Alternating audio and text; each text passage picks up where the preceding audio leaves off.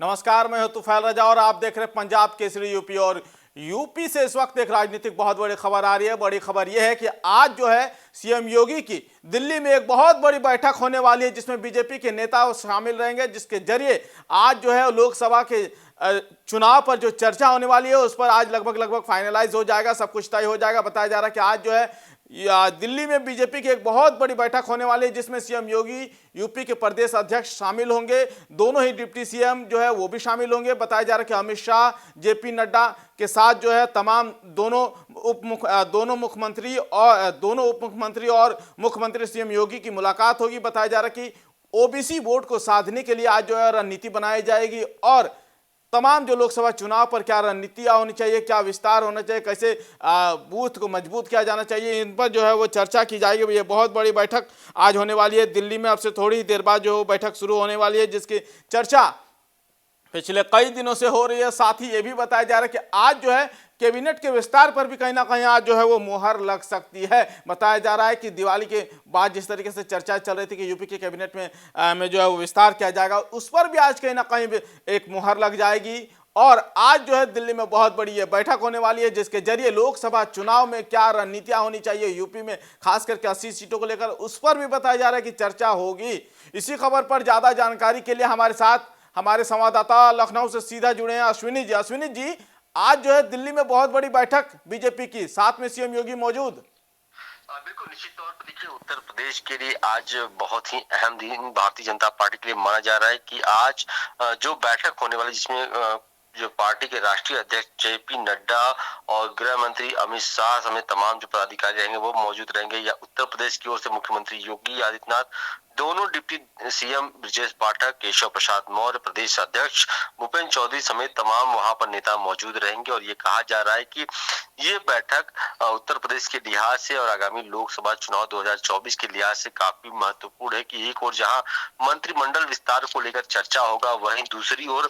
जातीय जनगणना को लेकर जिस तरीके से विपक्ष लगातार आवाज उठा रही है, उसको लेकर किस तरीके से रणनीति बनाया जाए, किस तरीके से चर्चा किया जाए, उसके लिए बाकायदे तमाम नेताओं को वहां पर बुलाया गया है। क्योंकि जातीय जनगणना को लेकर अगर हम बात करें तो पिछले दिनों उत्तर प्रदेश में लगातार अखिलेश यादव सबसे ज्यादा आवाज उठाते रहे हैं। वहीं तमाम जो पिछड़े वर्ग के नेता हैं उनको आज बुलाया गया है दिल्ली। उनके साथ जातीय जनगणना के लिए किस तरीके से रणनीति होगी, किस तरीके से बातचीत किया जाएगा, उन तमाम पहलुओं पर चर्चा होगी। उसके साथ ही अगर हम बात करें तो दारा सिंह चौहान जो हाल ही में जब घोषी चुनाव लड़े थे और हार गए थे, तो उनको मंत्रिमंडल में शामिल कराना, उनके सहयोगी दल ओम प्रकाश राजभर है उनको मंत्रिमंडल में शामिल कराना और विभागों को लेकर, इन तमाम चीजों को लेकर आज चर्चा होगी। और ये कहा जा रहा है कि दिवाली से पहले सरकार ये गिफ्ट देने की तैयारी में जुटी हुई है। हालांकि अभी थोड़ा कहना जल्दबाजी होगी, लेकिन जिस तरीके से इस वक्त राजधानी लखनऊ में पूरा माहौल गर्म है और ये कहा जा रहा है कि ये बैठक में एक और जहां पिछड़े वर्ग के वोट बैंक पर भाजपा की नजर होगी, उसको जीतने के लिए, क्योंकि एक बड़ा लक्ष्य भारतीय जनता पार्टी ने रखा है कि लोकसभा चुनाव में 80 की जो सीटें हैं 80, उसको जीतने का एक लक्ष्य रखा गया है। वहीं विपक्ष की तरफ से अगर हम बात करें, खासतौर पर कल ही अखिलेश यादव ने अपनी पार्टी की बैठक की थी, जिनमें उन्होंने कहा था कि वो 65 सीटों पर चुनाव लड़ेंगे।